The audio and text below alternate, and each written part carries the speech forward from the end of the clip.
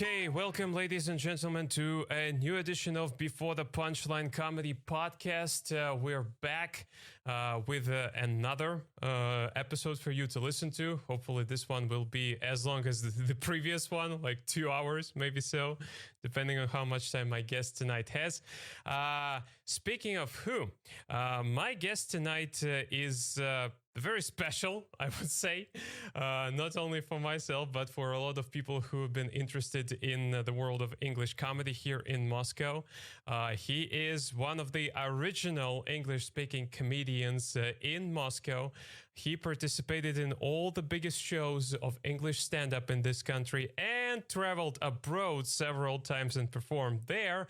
And I would even call this edition of the podcast a COVID edition, because usually my guests are sitting right next to me. But this guy, he's actually not here, but not because of the COVID restrictions or anything, because if last week we had an Australian who lives in Russia, this time around it's vice versa. We have a Russian who lives in Australia. So without further ado, ladies and gentlemen, my guest, Gleb Tugushev. Hello, man. What's up? What's up, Kirill? How's it going? Not much, I want to say. So, it's been a long time. I haven't seen you or talked to you in ages. I believe like the last time we talked was 2 years almost ago. 2 years ago. Yeah, almost 2 years ago. Yeah, almost 2 years ago. Yeah, at least, right? Yeah. So, how's life been for you? COVID, man. COVID's great. I mean, for me, not for everyone. Of course, it's an awful thing that happened to the world, but for me, it was pretty good. Pretty good. I got to work from home, and that's about it. It's really good staying at home while working. Just been a huge fan of that. Comedy wise, not that great, because people still haven't figured out how to like sanitize mics. They still they started open mics, and it's like we're all sharing one microphone. Everyone is wearing masks in the audience, but there's like 10 comedians just passing the mic back and forth. It's definitely not safe. So I don't know how you guys go around it. You just have one mic and Russia, no COVID. Yeah, COVID doesn't exist in this country, but although we used to have some restrictions in that regards, so like at the shows we would carry also one microphone, but after every comedian, like the host would come out and he would spray the sanitizer onto the microphone. That's unsafe. That's more unsafe probably in terms of being electrocuted on stage. But then you're going to go out as a legend while sanitizing the mics, frontline workers, really. That's what it is. It really reminds me of a comedian. Don't remember what country he was from, but so like a very old comedian, and he was performing at an open mic, and he had a heart attack in the middle of his set. And as he's feeling like that he's fainting, he takes the mic and he goes, "Imagine how funny it would be if you would see me die right here, right now in front of you. You coming out, trying to enjoy your evening, you're gonna see me die." And then he died. Who was it? I remember. That was some big profile guy. And wasn't that long ago. I don't remember. I instantly have the urge to Google it, straight away. It was pre-COVID, though. Yeah. I remember that happened. That's,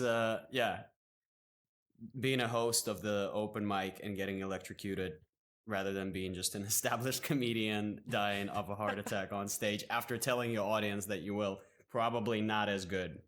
Probably won't die a legend. Yeah, I guess so. Wanted to talk to you about stand-up. Yeah, surprise. We usually split our conversations into two parts. First, we focus more on the person, behind the mic, and then him on stage. And that's what I want to start with, because you have been performing for quite a while, 6 years almost, yeah? If I'm not mistaken. It's on and off, but if you count from the first time that I ever stepped on stage, that's probably 9 years or something like that. But yeah, wow, as you said, years. surprise, talking about stand-up comedy, I'm probably the last person that you should choose to speak to, because first of all, there's been massive restrictions here in terms of just going out. You always had to wear a mask, so mics have been off for almost a year. They just started recently popping up again, and I'm finding it so difficult to get back in there. And I also took breaks as well. But I mean, I just jumped in and interrupted whatever you wanted to say. But really, that's exactly what it was. Basically, I took, I think, 2 big breaks from stand up, but it feels like every time you sort of go away from it. I'm not sure if it ever happened to you, but I remember Arun and myself. Really, there's only 2 big pussies on the scene that just like, that's it. I'm done with this shit forever. And then we sort of inevitably find our way back in somehow. So I took a break in 2012. I think the first time I stepped up on the stage was 2010 or 2011. And then I did it for a year or 1.5 years. And I was like, this is my thing. This is the best. I think I told that story multiple times, but I'll still tell it again. I was doing it in English in Australia here while I was studying. And then when I was done with my degree, I went back to Moscow and I was like, no one's doing stand-up there. That's amazing. I'm going to become a legend. I've got 1 year of experience. I'm going to be ahead of everyone. This is going to be easy. It's like going to another planet where people haven't invented fire with like a box of matches or like in a canister of gasoline, just going like, let's light this shit up. I know how. Watch me, peasants. And then I came there and it turned out that people have actually been doing it. And I'm shit compared to them. So I went on stage and I did an open mic in Russian and I just bombed like crazy. It was my first time doing stand-up in Russian and I was like, yeah, I'm done. I'm never going back there. It's probably like I would bomb before that, but that bombing, you have that like one good bombing that makes you think this is not for me. I gotta find maybe acting, like that would be good. Maybe like something more serious. People don't seem to like it. Maybe just a factory. Like I'll go, make shoes in a factory. This is it. Yeah, I'm done with stand up. And I was done for like 2 years from 2012 till 2014 or even 15. I don't remember. And then I ran into Ivan Yavits, I might have told the story before, but basically I kept going to open mics in Russian, but just not perform. Kirill Sietlov, he was, I think we would just, chat randomly and he would say, hey man, come on over. Let's go get up on stage. And I would just come in as a member of the audience and I'll just keep going and going. And I would tell him, yeah, I'm not going to do it. I'm not going to do it. I'd go see his show. I saw his first special that he put together. It was really cool, and I saw like how big the audience is. And by that time, like I had a little bit of sense of regret, and that's what probably pushed me back on stage. Inevitably, when he introduced me to Ivan and Nick as well. So Nick and Ivan were doing stand up in English. The only people in Moscow that were doing it. There would be in 2012. What are their names? Oh God, I don't remember. It's a couple of comedians brought Dylan Moran, who was the first probably English. I remember because I went actually to that show. That was like a 2-day Irish comedy evenings or Irish comedy night show, and there was Dylan Moran. There was an Irish guy who was warming up for him. I don't remember his name, unfortunately. I remember him being much better than Dylan Moran simply because Dylan came to Moscow with his old program. So the last special that he recorded, that was the material he brought to that show. And I was like, man, that's lame. I have heard that before. I've seen this before.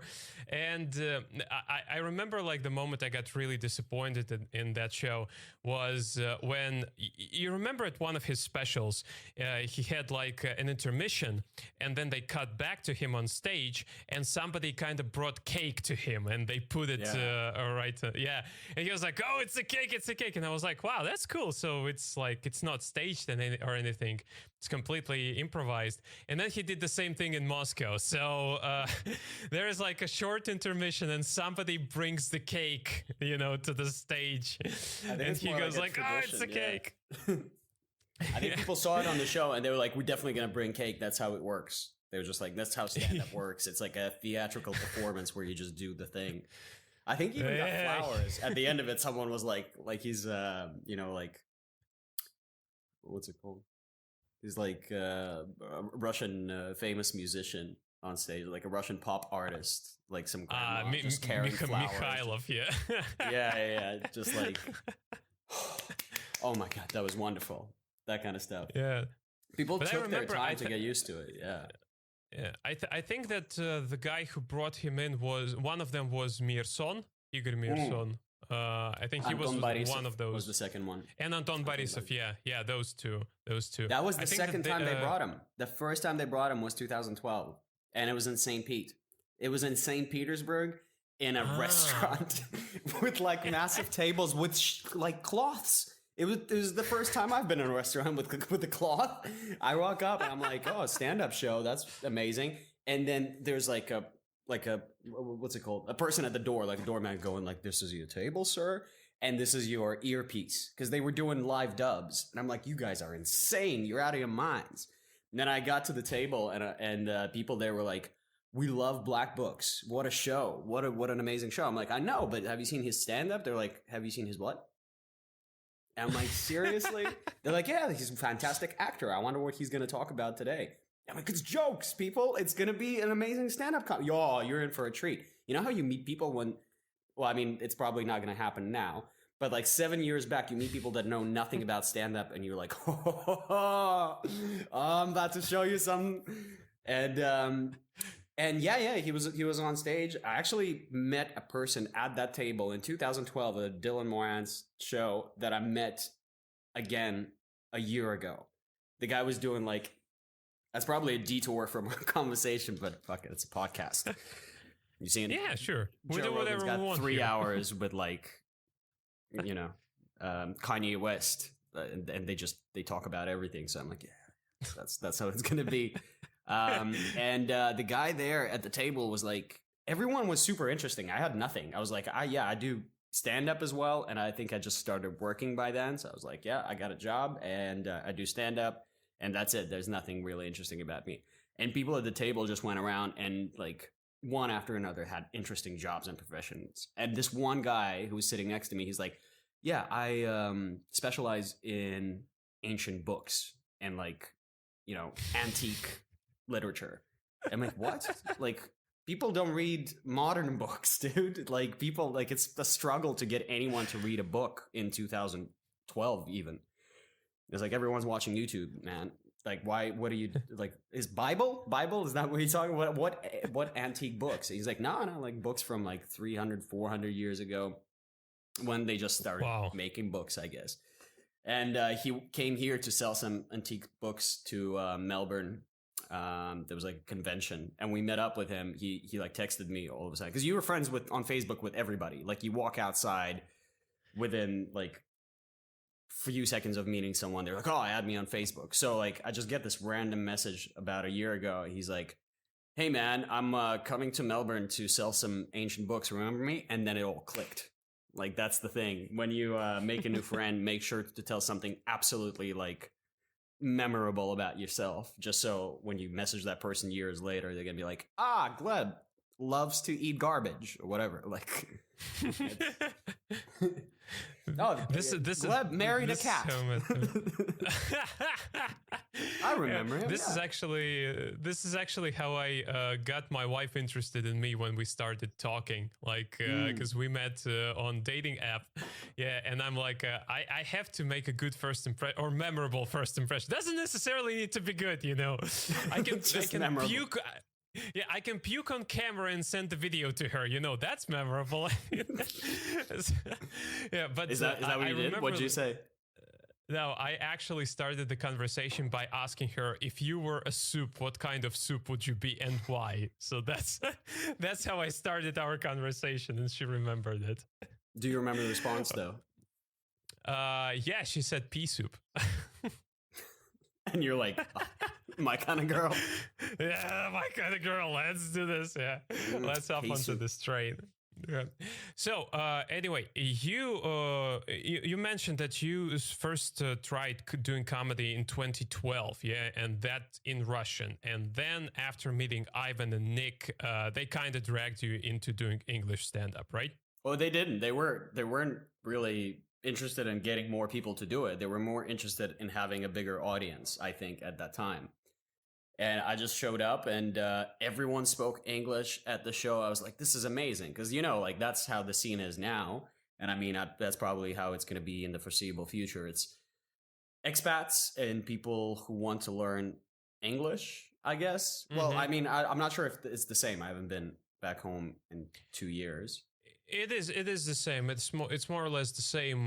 We surprisingly right now we have much more expats than you would think, because like back in the day, I remember it being like 30-70, where 30% would be expats, 70% would be drunk Russians, something like that.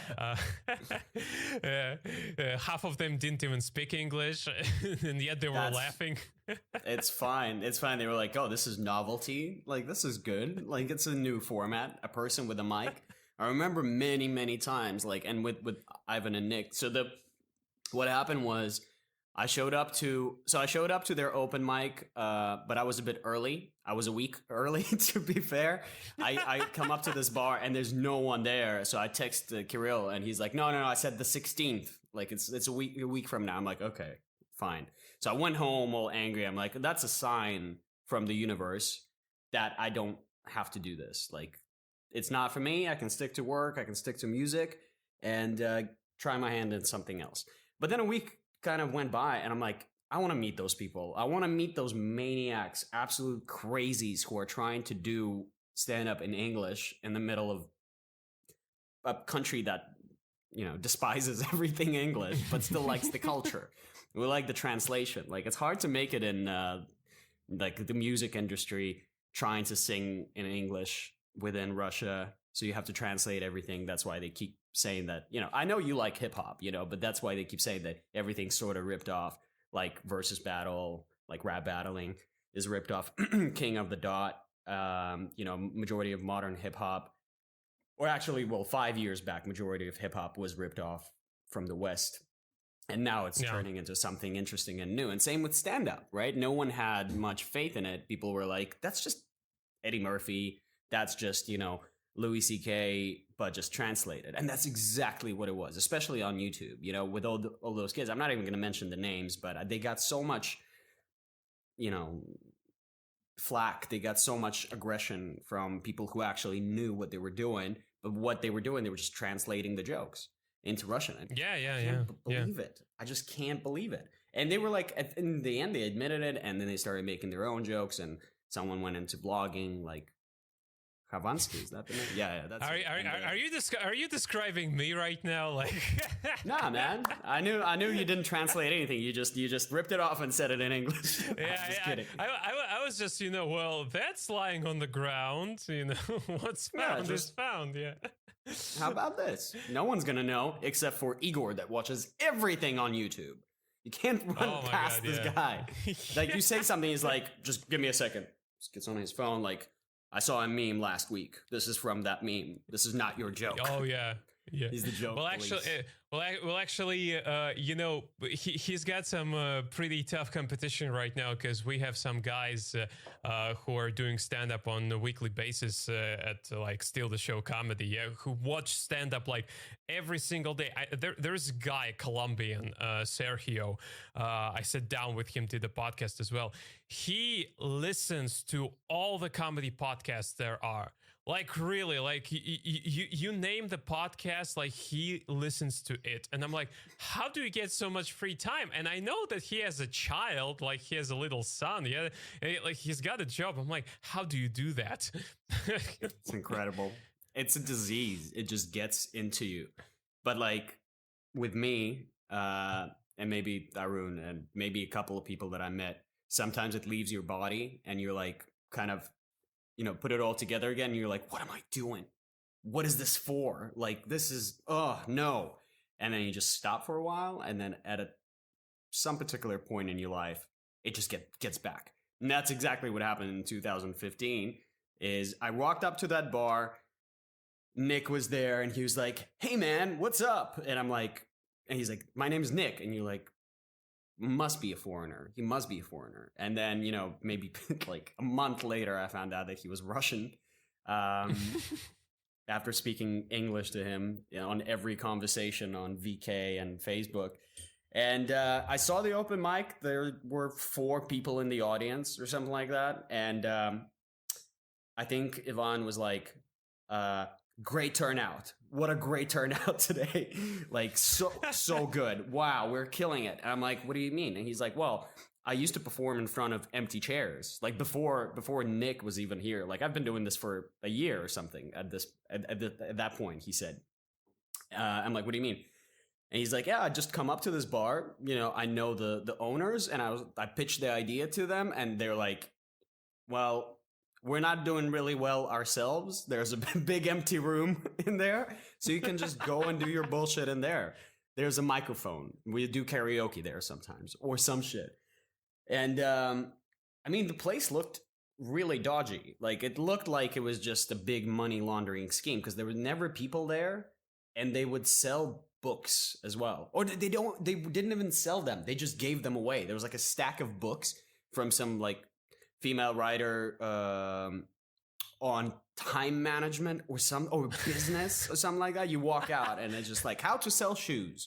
Legit, and you just pick up a book. It's like, still have it. You know, it's like that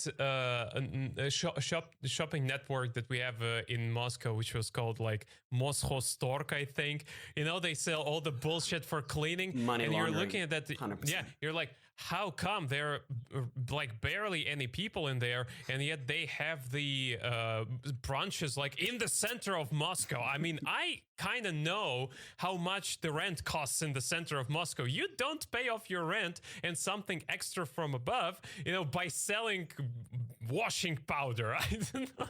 Dude, they got more space on Mayakovskaya than Respublika. Which is a massive store. Yeah, it's a massive crazy store. And it's like half of it is like children's bicycles or some garbage. Well, I mean, everyone needs something to wash their hands with, but it's insane. I was there actually. I remember I walked in distinctly. And I'm like, okay, so people do shop here. I am here.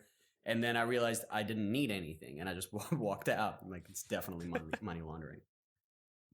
So that was the kind of place, that was the kind of bar that they were performing stand-up in. Naturally, there was never people, but at least it was better than, you know, performing stand-up in front of chairs. So for Ivan, it was a huge step up. He was like, oh, we got 6 today. Killing it. And so I jumped on the mic. I don't even remember. I don't think I even had jokes. I just kind of walked up to it, and I just said something about my day, or maybe I had a couple of things to lay off my chest, and people laughed a couple of times, and I'm like, all right, so I still got this. I still like it. It's like, you know, like it's like a compulsory need to hear people's laughter. That's what it is. That's what's sitting within you. It's like actors have a compulsory need to be visible, to be on stage, to be seen, right? I was watching an interview today with Lapienko, and he was talking about how he's playing a dead body on stage, or beer, something like that, a bottle of beer. And basically said, you know, I have to act, but I don't have any lines, but I still want to be seen. And that desire to be seen exactly similar to the stand-up comedian's desire to be laughed at with, doesn't matter, just hear laughter all the time. And so I was dragged back into it, right back into it, and we started performing at that bar. Shortly thereafter, we started performing at another bar called Cherry Cafe on Tverskaya. Just another no-name place. I really don't know where they got those places from. They basically, like, they were all like places where you have a coffee once in your life and forget instantly about. But, you know, every week they're like, let's add another spot for our, you know, 7 loyal audience members to go to again. It's just a different address. And then people started slowly popping in, but that's what I'm saying. I don't think they were particularly interested in more people performing. They needed more audience, because I remember distinctly how I hosted for the first time. I don't know. Do you remember the first time you hosted? Yeah, I do remember the Jim and Jacks. It's very difficult to forget every single one of your first times doing something if that happened in Jim and Jacks. Like, it's very difficult to forget that. I remember the first time I had a blackout at Jim and Jacks. But yeah, tell the story about hosting. Yeah, I remember like that was the time when I just I was bouncing back from all that stealing stuff after I got exposed and everything. Yeah, and I basically I recorded an entire episode. Yeah, dedicated to that. Why you shouldn't do that. So I was basically reduced to performing only in Jim and Jacks, because the guys didn't shut the door right in front of me. You know, they were like, okay, so start from the ground. You know, build yourself back up, and then we'll talk. And Jim and Jacks was the only place that welcomed everyone. Like, you could have killed a baby and a puppy at the same time, right in front of a bunch of older ladies. You know, you would still be forgiven and let into Jim and Jacks and perform. Yeah, they're like, here's your beer. That was a okay show. Yeah, that was great. Do that again, yeah. And so that was the place where I hosted my very first show. And I remember, like, I was freaking out. Like, at some point you start having those panic attacks when you're doing something for the first time. Yeah, you're like, no matter how confident you are the entire day, like, for me, it's 2 hours before the show or before any type of event. I'm starting to freak out. Like, oh, I shouldn't do this. I should just leave. Cut my veins. That will be a great excuse. I cut my veins, guys. I can't host. Please let me out. Hello, I'm in the hospital. Can't make it. Sorry. Exactly. Let Igor or Abed host. They can do that. But I got some jokes prepared, because I don't remember. Oh, that was Abed, I think. He told me back then, he was like, man, if you have at least 5 minutes of good material, you can host, because your job is basically to warm up the crowd, and that's it. And that was the mentality I had. I went in there. I had a couple of jokes that I wrote. Like, they specifically emulated, like, it looked like I would talk to the audience, but I actually didn't. Where I had participation. Yeah. Like, I had all the replies they could give me in my head, and I had options to choose from, So that was like a game, basically, like a programmed game. And that went more or less good. But I remember, like, the minute I got there, I was sweating like a whore in a church, like, basically that was me. I got off stage. I'm like, I need a beer, and I just downed 2 glasses of beer, like, for 2 minutes. And that was that. That wasn't a bad show. I've had much worse shows which I hosted. But yeah, I was freaking nervous. I don't even remember half of it. I remember it wasn't that bad. It's just kind of not a very bad assessment, I would guess. You remember your first time, but you never remember your worst or the best time. Well, sometimes you remember your best time, but I mean, if you had a few, then they sort of get lost in the shuffle, mist. yeah. Yeah, in the shuffle. But you definitely remember your first time. When I hosted the first time, that's what I said. Like, it was just me, Yvonne, Nick, and there was Steven at that point, and there was Matthew was still performing, and I think that was the time, sort of around the time where I met Igor. I think I was eating soup. I remember I was eating soup at the bar, and he just walked by, and he's like, he gave me this look like, "Oh, are you crazy? You're eating soup at a bar?" But I had like, I don't remember what it was, but something was wrong with my stomach. I think I was at that point I was either drinking too much or stressing too much. So I had I went to the doctor. They put a pipe in my throat, with the video camera. And apparently, you're supposed to do anesthesia before you do it. Like, or apparently you're supposed to be even asleep when you do it. My friend is a doctor in Australia, and I spoke to him after the procedure, and he was like, you are meant to be unconscious when they do it. And when I came to the Russian hospital, they basically said, open your mouth, and they had a spray that kind of numbs your throat, and they just did just one spray. Like, I'm 100% sure, like, the instruction says at least 3. I know, yeah. I know what you're talking about, because I had the same procedure done to me 8 years ago. I also had some problems with my stomach. I went in there, and yeah, they also like sprayed something into my mouth, which was I think it was supposed to be a kind of a freezing stuff that would freeze your tongue, and so that you wouldn't throw up. When they put this pipe into your mouth. But I remember that very vividly, because I suffered Everybody for 15 does. It's minutes. I suffered for 15 minutes, and I remember at some point, I believe that my mind didn't play a trick on me, because I remember like they're pulling and pulling this tube into my mouth, and then at some point they stop, and the nurse turns to the doctor, and she goes like, looks like we missed the spot. Oh, I'm like, son of a bitch. Did they put it back in? Yeah, they pulled it out a little bit, and then I guess that they put it into the correct spot. Which basically is like my first sex, but okay. I was gonna say, we're walking right into that. But I had to do it twice as well. Somebody had to say that. I had to do it twice as well, because that thing, I don't think it's meant to make you not throw up, but I never had that procedure done before. But what they do when you sign up for it, I think they mention to you, or you're supposed to know that you're not supposed to eat before the procedure. Yeah, they do. I had a big breakfast that day. I had, I still remember, I had like eggs, and I had some sausages, and I had some bread, and I had like a couple cups of coffee. I was like, okay, well, yeah, that's it. And I didn't think that the thought didn't cross my mind. I thought that, like they can kind of wiggle around the eggs. They can go around. Like, I don't know. I just didn't think about it. I had a big, like continental breakfast sort of thing. And I walked up.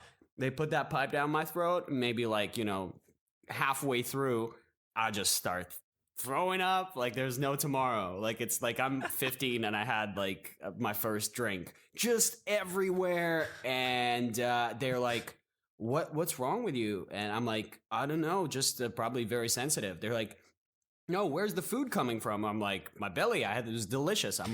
This is a waste of money, clearly.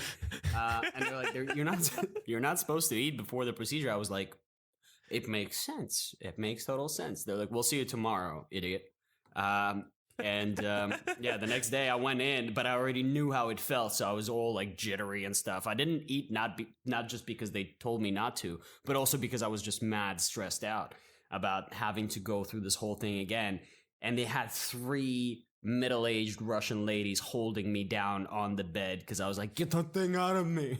Just take it out. I was like, literally, I don't care. I'm going to die from ulcer. Just take it out. I can't go through this. Because I knew when they reached that point, by the time I threw up, they've still had a lot more to go. And they weren't really rushing. Like, one of them, the main one, the general, was like, hold him down. And she was just looking at that scream into my stomach, but really into my soul. And they just, like, one of the ladies was just... And the other one was holding me down. And damn, those like Russian nurses are strong, man. They're really strong. They should do UFC or something, or like MMA. Yeah, they should. I bet Khabib's winning streak would come to an end if he had to face at least one of those nurses. Like, dude, the grip on that woman was just and that was the closest I ever been to real torture. So like if they asked me something personal, like after that, and threatened me to put that tube back, I would tell them everything. Every secret, everything. Like, that's like, just not to go through that again. Like, they don't have to, put like an iron to my feet or like, pull my fingernail. Just threaten me with a noscopy, whatever it's called. It's not colonoscopy. That's the other way. Like, that's the other one I'm dreading. Yeah, they call it gastroscopy, or like in Russia, Gastroscopy, yeah. Like, yeah, I'm just picturing it in my head, like they're questioning you, like interrogating you, and then like one of them goes like, "Oh, he refuses to tell the truth. Bring in the pipe." I'll be like, yes, the plutonium is there. It's right there. Just let me go. But yeah, that's my castle in Gelinjik, not Putin's. No. That's me, man. I bought it. That's my. Bought it from him. Aqua discoteca. Oh man, you know. So yeah, crazy. Sorry, go.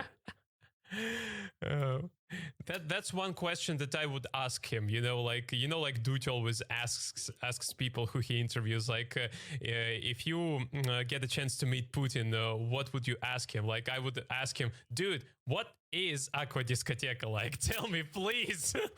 I really want to know. I really want to attend like an event in a place like that. I've never been invited to an Aqua Discoteca. It sounds amazing, but apparently people are trying to emulate it now. Like a lot of people are like, yeah, let's do it. Let's have our own. He's got his, must be fun. Like when you have all the power and the money in the world and you decide to do that, means it's pretty good. And the mud broom. I need to get one of those, man.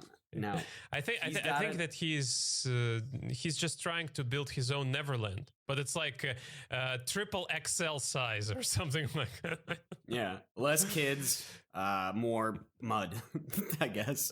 more gold. Less kids, more KGB, please. Yeah. Oh, how long we've been on the call and we're already talking about Putin? 40 minutes. That's the mark. So we already discussed a gastroscopy. Yeah, that's it. It's Saturday. It's 40 minutes in. I think that a comedy podcast should always mention Putin. I believe that. I think you can talk about him from comedy perspective.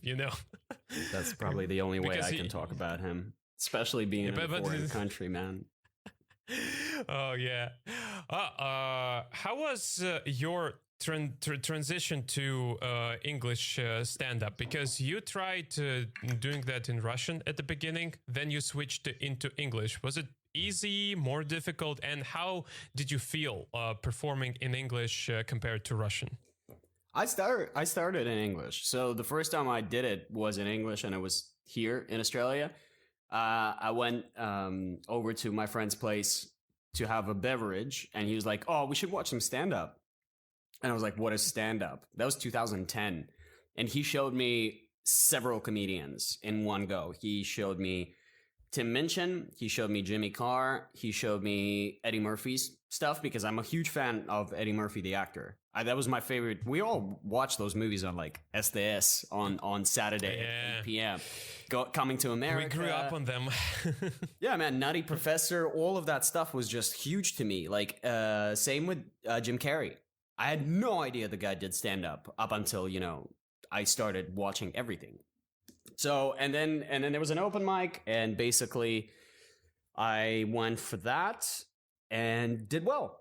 I like all my jokes. I didn't steal them particularly, but I basically, I realized how Jimmy Carr does it. I realized how many he's got, and I realized the approach of one-liner, and especially the one that's very,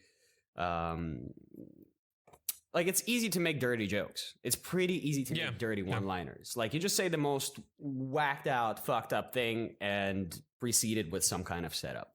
So I did that. I did a 5-minute set. I don't really remember any of the jokes I had. I mean, like, if I try hard, I'll remember it. So for me, it was natural, like going from English stand-up, and I would do that 5 minutes every week. Well, not that, but like a new 5-minute every week for about a year before I came to Russia. Then I did it in Russian. I met all the peeps that were doing it. I think the mic that I bombed at was hosted by Ruslan Belый. Is that his name? Yeah, that's his name. Yeah, the massive dude, like who's huge now. So yeah, it was hosted by him. So basically, I don't think we clicked, because you know how when you're hosting, you gotta pay out whoever bombs, so the audience bounces back, right? You have to be sort of mean to them. But I didn't know that, so I was like, oh, the dude's a dick. like fuck him forever. Like I still have something, like every time I see him on screen, I'm like, oh God. But like I've never really watched his stand-up. Maybe he's good, but I think that little thing just kind of completely. I had the same kind of thing with Sietlov, with Kirill Sietlov, because I've told this story so many times before, like, fuck it, I'll briefly say it again, because you probably didn't know that. The first 3 times I did stand-up, I did it in Russian, and that was bad. Like, I bombed to shits.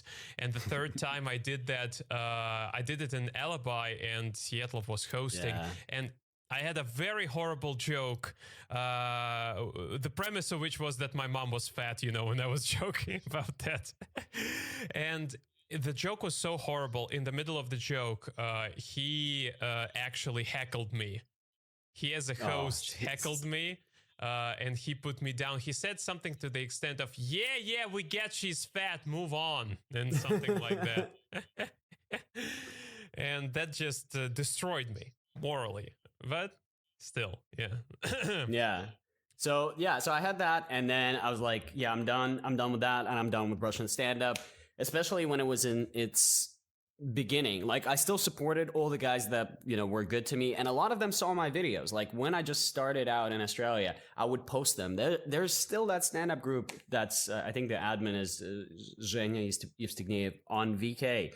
The Real Stand-Up, I think that's what it's called. And the guy was like, I remember there was like 300 or 3,000 followers, not a lot at that point, 2011.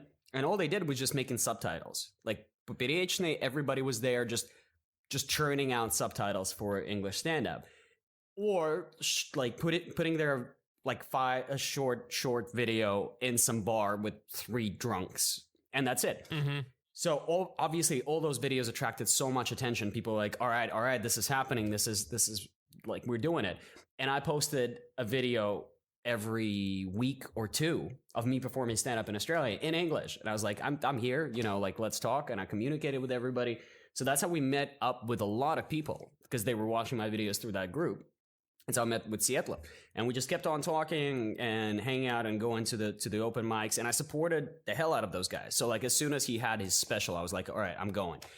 And but your story totally makes sense. Like, sometimes, especially in your like worst moments, you want some support, or at least at that point of time, you know, like someone after the show might come up to meet you and say like, you know, let's go hang out. Don't worry about it. Next week is going to be all fine. You need that. And I think I realized that a few years down the track, and I started doing that to everyone, literally everyone that came to Jim and Jack and got up on stage. If they weren't too like offensive and crass and, you know, not really self-aware of what they were doing, if they were just trying hard, I'd definitely come up to them after the show and be like, yo, next week here, let's get a drink. You know, let's do this again. And a lot of people, I think that's what pushed them to keep going. And everyone that tried to, you know, just do it a one-off, I definitely try to, you know, make them do it again. Otherwise, there's no competition. It's not fun. And also, nothing really stops you from making the same jokes that are ace. Unless you got more people coming in every week with fresh material, and that's what kind of gets you going. So yeah, back to the main track. Switching from English to Russian was horrible, and I did it like 3 or 4 times, and I couldn't find my voice. I mean, when I talk to people, I can still make them laugh in English, I can still make them laugh in Russian, but on stage, I can probably only speak English. On stage, speak in Russian, I can make some sort of announcement, I can make like one joke or something, but I cannot make a cohesive story that people will laugh at, because I start imitating whoever I saw. So English stand-up I watched maybe for a month, up until I tried it for the first time, and that's how I started discovering my voice. And then Russian stand-up I would watch for a few years before I actually tried to do it on my own, and then I walked out on stage and I really just imitated the people that I heard. So Chaparyan and just mostly him. The tone of voice, the delivery, everything. That's, and you see that happening. Pardon the interruption. Just when you mentioned once you mentioned Chaparyan, I'm like, this doesn't make sense, because I always remembered you as like one of the most energetic people in the room. Like, like we have David who would jump around the stage all the time. You would do the same thing, but like twice faster, because you're younger, obviously, yeah. And I hope he watches this. Make him. Yeah. I'll do. Yeah, I'll send him this clip. Like, hey, dude. 48 minutes, 10 seconds. That's the one that you need to watch. Yeah, go for it. David's old. And yeah, and you would always speak so fast, like, and with such a very good accent, like that was the impression I got of you. And like, I'm just trying to picture in my head you imitating Cipriano, like that deadpan delivery, like just what? Slow droning. Like that's all I knew at that time. And a lot of people were like that as well. Like Sietlev's relatively animated. Malloy is very animated, but I can't do that. Like whenever I heard Malloy, that's the person I met at that open mic, actually, the one that I bombed at. I met everyone that night. And I was like, I never want to do anything with those people. I am not as good. They're still not there, but I know that they're going to get there. And I mean, well, 8 years later, you see that is happening. But he's got the energy, and he's probably the only one that I can watch with that kind of energy. Because he found his voice. He's like that off stage. He's like that on stage. When we went to Edinburgh, he was definitely like that. But I think he was still in the process of finding the perfect spot. Because he did his special way back in 2016. I remember it was like Stand Up Club #1. The kid had a lot of material at that time, and just with the years, he like chiseled at his style, and now it's perfect. But that wasn't me. They're crazy. They're These crazy. people are They're just crazy. like very dedicated. Well, everybody is. Like everybody's trying really, really hard. It's just about the number of opportunities that life presents for you to actually perform. And then at some point, I mean, like Dave Chappelle, the guy's just like, sees a mic or sees a crowd of people, just instantly walks up and starts trying out material, going for like hours and hours. And that's how he became so good. That's why he's #1 now. It's just all about he's still doing that. He's still doing that. He still has the same mentality. Like I remember a story from last year when the open mics were still going on. Yeah, like there was a relatively green comedian who he was like, oh, so we had an open mic. Dave Chappelle was there. Then we sat down and we like brainstormed a couple of ideas. And he put some of his ideas on a napkin, Chappelle, yeah? And then he was like, oh, there is another open mic here starting in 30 minutes. Let's go there. Like Dave Chappelle was like, and he was like, I'm sitting there right next to fucking Dave Chappelle who tells me like, oh, let's go to the to another open mic right now with me. And do this. The guy's nonstop. Like, well, all of them are. I think a lot of comedians, it takes a lot to put. I don't know. Like, I don't want to really be discussing mental aspect of it or any problems that people might have that push us to actually do it in the first place. Whether it comes from insecurity, whether it comes from that compulsory need for attention, whatever reason people may have that makes them go on stage and try to entertain a bunch of strangers for free for years is still confusing to me. So I try not to get into it, but the drive is really admirable. Like you don't really see that in a lot of other professions. I think Chappelle said it in the interview with Letterman, and I quoted him recently because Wonderzine was writing an article about sorry, I think my earphone died. Let me pop another one in. Yeah. And can you hear me? Yep. Sweet. All right. This one's going for charge then. So yeah, he had it in Letterman's show on Netflix where he was like, that's probably the only, like, stand-up comedy is probably the only job that people have where you have to have a second job. Everyone has a second job. Well, I mean, almost everyone has a second job. That's that kind of profession. And I don't think there's anything else like that. Well, music is probably very similar, But at some point, people give up. I think comedy, the only thing you need is yourself. I read. You don't need an instrument. You don't need anything. Yeah, true. I read a lot of articles about stand-up comedy that were written by comedians who started way back at the beginning of 2000s, and they would write these stories like that. First of all, if you wanted to get a spot, you would go to do anything. Like there were comedians who would clean toilets, like literally to get a 3-minute spot. They would do the doors to get some time on stage. And back then, all of them had second jobs. Right now, I think it's a little bit easier because every third comedian, at least in the States that you would talk to, he'd be like, oh, so yeah, I go from city to city and I do Uber as part-time. So yeah, smart, very smart. Yeah. Or like that. Well, the blah car. I'm not sure if they got an alternative. The one where you just go online and you say, I'm traveling, I'm traveling long distance. Yeah. So it makes sense. It's a lot of, it takes a lot of dedication. So that's what's so good about it. And it was great to see people through those years going from literally nothing into people who with great content, great material, and just keep plowing at it. So, but when I met up the English speaking crew and whatever it turned into, from Moscow comedy bar to English Moscow comedy into Steal the Show eventually, it was always the crazy drive that inspired me. It's just people who kept coming, and it's like, oh, we got 3 members of the audience today. Fine, let's do it. I only have 3 jokes. I'll make up the rest of it. And that's when I first hosted for the first time. I remember I came by to Bristol Bar. That's the name of that dungeon. Just a godforsaken dungeon. Just disgusting wall. It literally looked like a torture chamber from like the Middle Ages. It's just like brick, like moldy brick, arches under which this is gonna collapse in no time. In like that movie, The Fool. Where there's a guy trying to warn everybody that the house is gonna fall down, and everyone's it's fine, it's okay. That's what it was.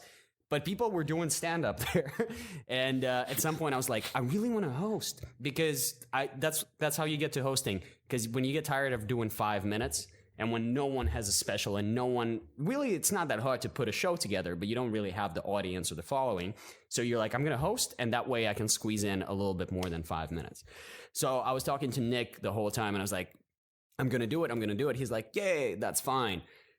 Online. And the same with Ivan. I was like, Ivan, I'm going to host next week. He's like, yeah, man, good luck, whatever. And then I come up to the bar on the night, and Nick's sitting there, and I think he's writing people down for the list. And I'm like, what are you doing, man? I thought we agreed I'm going to host. And he's like, are you sure?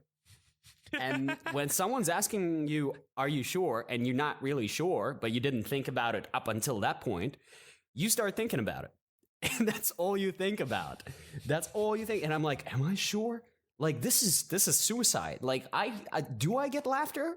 Do my jokes work? Why do I think he asked me directly. He's like, do you think you can host? Like, as a challenge sort of thing. And then instantly, within 1 second, I'm not really that kind of person. I don't really get angry, but that's one of the few times in my life I got so mad. And I'm like, I am totally capable of crushing it. You just watch me. And he's like, cool, fine. And I don't think he remembers it like that at all. I think for him, it was just like, it's a joke or a prank, or he just really actually didn't believe in me, or I don't know. It could be any of those. But I was like, this is it. Like, I have to make a point now. Like, I have to, like, I wouldn't win in a fight, but in a challenge like this, like, if I crush it, I'll laugh. It's basically where you push yourself. Yeah, like, right. Your back is against the wall, and you're like, now I want to prove to this motherfucker that I can do it. Yeah, and it's usually like one particular person who said something to you. Like you pick a victim. Like, who do I hate? Yes. And I'm gonna do it out of hatred for you, asshole. So watch it. And we were good friends at that point, and like. Ever since then, I think we're on good terms. But in that moment, I'm like, was he pretending? Is that my enemy? And that's when I was like, oh, that's the fuel. That's how you do it. You just, like how the like fighters and whatever I said MMA and whatever other one is before, but I know nothing about fighting. But what I do know, I think, is boxers. They say like I just picture like Mike Tyson and stuff. You're like I picture my father, whatever, whoever they picture.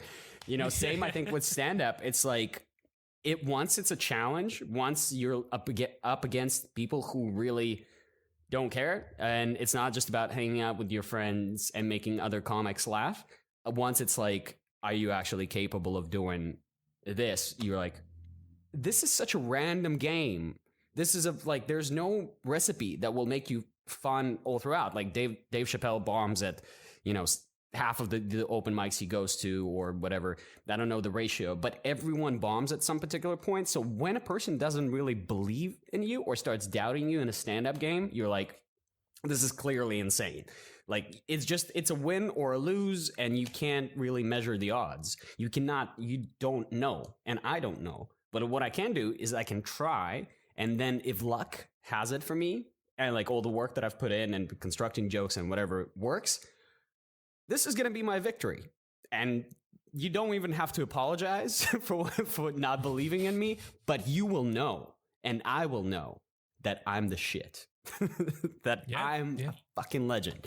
So that's what it was, and that drove me to it. And I had such a fun time hosting. I had a great time talking to people. I'm like, that's what I do. I like talking to people. I like making them laugh. I like making them smile at me. I like smiling at them. I just like communication and making people laugh. So I was like, this is it. Like, and every time I hosted ever since then, it was great. I had bad ones when I hosted, but you forget instantly about them. I think mostly because they just end up you drinking a crazy amount of alcohol to forget. So you just don't remember it long term. You're like, I'm pretty good on average. I don't remember one bad night, because after that it was just doo, doo, doo, doo, doo.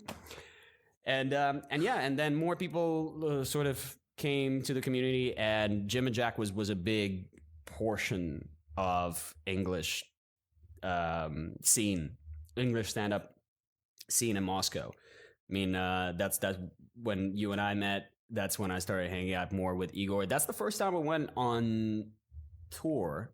Yeah, that's the first time we went on tour abroad. I performed before that. 2016, I think that was, because I remember that it was summer probably of 2016. I remember that because I just started at that point, and there was a dead period at the end of July, the beginning of August, when there was no one. Like, it was Dennis, Abed, and me. And Abed and I, we were just starting at that point. And so because there was no one there, we would get like 15, 20 minutes like each, like, go ahead, have fun. Perfect. I remember that. Like, I performed in other countries before that because I just go on trips. I remember, like, that's the thing that's changed in my life even before COVID. It's very hard to get out of Australia. It's very hard to go anywhere. Like in Russia, because snakes are standing there guarding the gates, and the sun's radiation, you step out of your house and you just instantly burnt. That's why I'm wearing sunglasses indoors, man. The shine. But yeah, like it's. I remember I would go somewhere all the time, and especially when I started working and saving up a little bit. That was my thing. I just save up for like a ticket on Air Baltic or some other shitty low coster. Even before Pabieda was there, I would just jump on the plane and fly to like France and Sweden and Germany, and instantly I try to find some like crazy open mic there or an actual show where I sign up and do at least 5 minutes, and that became my thing. Like every trip I went on, I wasn't big on like history or like architecture or something like that. I go around Europe, I don't know anything. There's a fountain, there's a big fortress, fine, that's great. Where's the closest disgusting dive bar I can do 5 minutes in? That was my thing. And people in there would tell me about it. You know, they would be like, okay, that's the city, and they would take me on a tour or something like that. So I was like, this is my way to travel. Like, this is perfect. This is perfect. And at some point, me and the guys were like, yeah, we should go on tour. We should definitely go on a quick tour, do several countries. And I think Igor was in touch with a lot of people from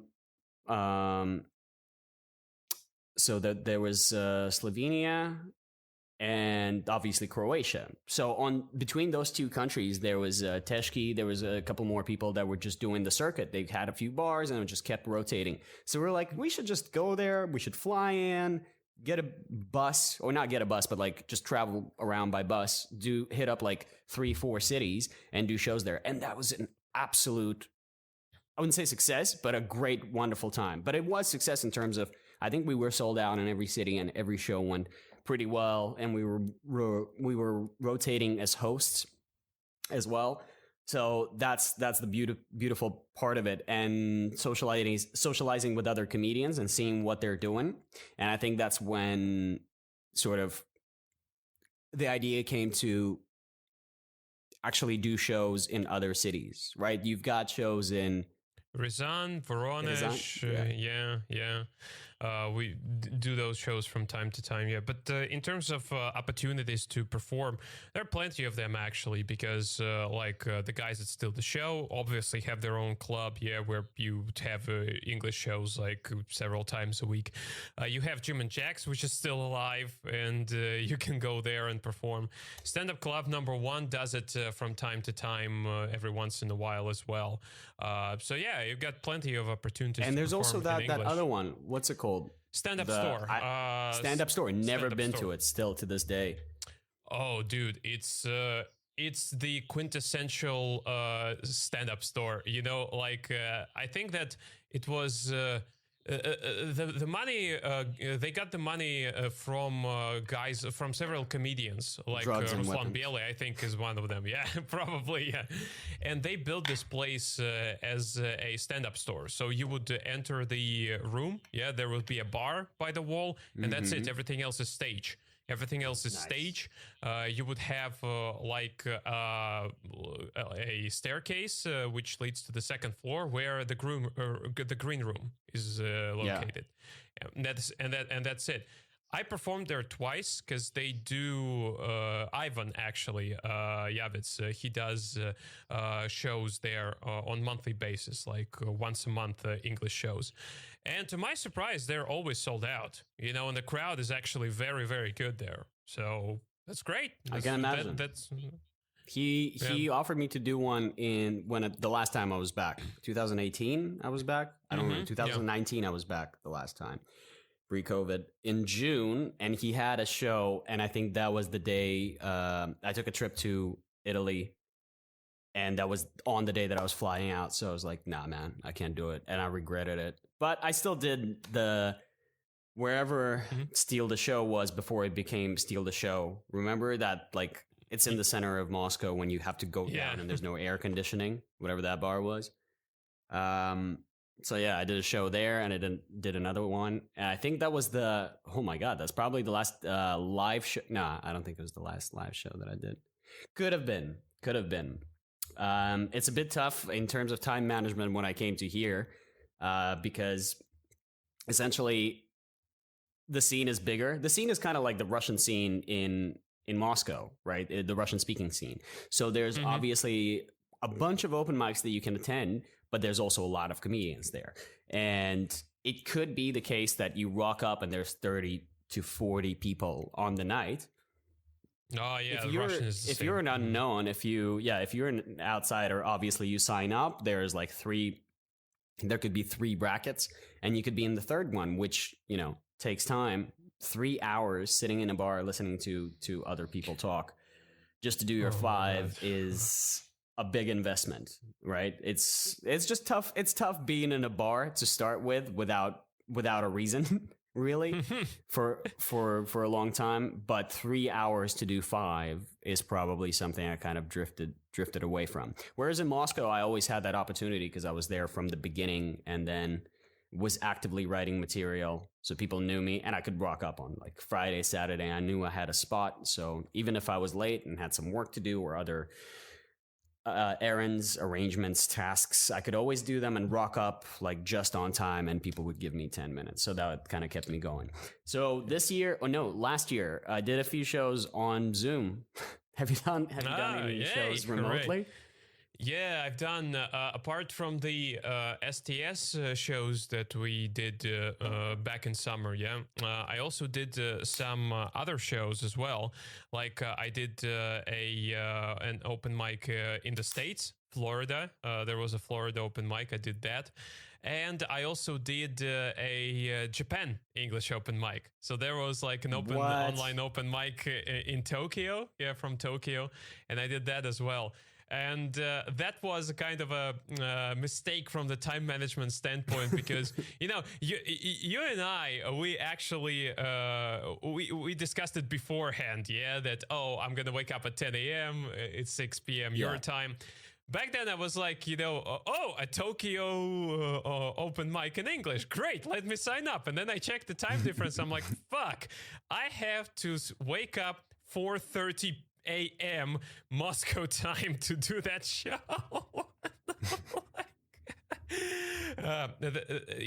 Like I would have been perfectly fine with that if it wasn't for a couple of factors. Number one, I was freaking tired that day. I remember that. Number two, my wife was pregnant at the time. So you don't want to wake a pregnant woman up with your laughter, and I laugh. You know my laughter, like because I think that I could be be a part-time laughing guy, behind the scenes in some TV sitcom, like like that's like Jimmy Carr's laugh. It's kind of like that, but it's worse, like because my wife told me this. I remember like we were watching one of Jimmy Carr's specials, and like there is the part where he jokes about his laughter, and she turns to me and she goes like, you know what? I was sure up until this point that Jimmy Carr has the worst laughter I've ever heard. I was wrong, and yeah, watching a Jimmy Carr special together with you would be torture. You wouldn't know if it's the surround sound system or it's actually exactly, yeah. So how have you changed your style throughout the years? Because I always remembered you as a very energetic guy who would seemingly keep your composure all the time. Like I remember you having not very good shows, sometimes even bad shows, but you looked very confident, and you would still maintain that energy, despite people maybe not laughing or not getting along. Yeah, was that different at the beginning, and how has that changed throughout the years? So as I said, I started with the pretty crass, pretty dirty one-liner material just because I love Jimmy Carr in terms of productivity. Like every time I see someone and like you see the success, it measures up, right? So he's got however many, like 20 punchlines in a minute, well, not 20, 10, right? So every like 6 seconds, there's a laughter or something. So I'm like, this dude has got it figured out. One-liners is the way to go. This is clearly a measure of success. And only then, I think when I came to Moscow, I met a few people that were watching a little bit more niche comedians, and they started showing me their stuff. And I realized it's much deeper than that. Like it's kind of like music, where you get to project yourself on stage, you get to tell your story, and your measure of success is just how unique you are. And the funny thing is that everybody's very unique. Like everyone's very different. Everyone's got their own path and they've got a story to tell. So if you got a skill or you develop a skill to tell that story in an entertaining way, like today, like I didn't prepare anything. And I know that it's mostly been a podcast of nostalgia and, how great it has been. And now it's all gone. But I'm telling you, it always comes back to just bite you again, that bug, and you get back in. So I was away for it for 2 years in my early 20s. Now I came to my late 20s and my early 30s, and I'm feeling that at some point it's gotta return somehow. It's relatively easy once you develop a style, once you realize that this is your voice and that's how you can talk to people and how you can manipulate the tone of your voice or your posture or even your eye contact to make people laugh. Like eye contact's always a good one because it's intimidating, and anything is intimidating for a while. If it's followed out by something nice and lighthearted, like a joke or a smile, it's always the quickest way to make people laugh. Laughter is always a surprise. I remember I read that in a book like 10 years ago. Jimmy Carr had a book with a linguist, I think, called Naked Jape. Jape was like a computer that was spitting out jokes at that time, like a first neural network with jokes. Holy shit. And yeah, and everyone thought their job was over at that point, but apparently it was just like every neural network. It was just a mumbo jumbo of things, not real jokes. And one thing that he said in that book was that that stuck with me. That joke is a surprise. Obviously, he had like classics like comedies, tragedy plus time. Everybody knows that. It's fun to laugh at whatever bad stuff that happened in the past. It's not really good to laugh at the things that are bad now.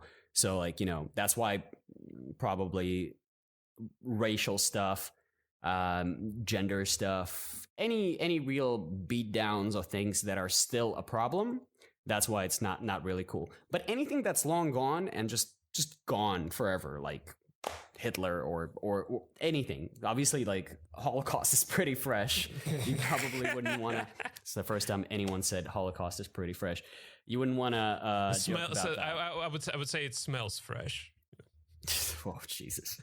Yeah. So that was it for me. I realized that, you know, if you keep an eye contact on some person for a little bit and be silent, and that's an uncomfortable thing, and then at some point the crowd starts laughing for no particular reason. They know the tension is there, and then it's sort of dissolved, and that's the element of surprise that's making people laugh. It's kind of like, you know, when people figure something out, like they play a game and they complete a game, or they make a puzzle and it sort of all comes together, but you don't know there's that uncertainty for a period of time. That's exactly the same with the joke. People are trying to actively race you to the punchline. Everyone, especially overconfident people who come to that show and don't really want to be there. They're like, I know all the jokes. It's fine. It's garbage. Like, there's professional comedians and I don't want to come to open mics. There's always people like that in the audience, and you see them sitting there.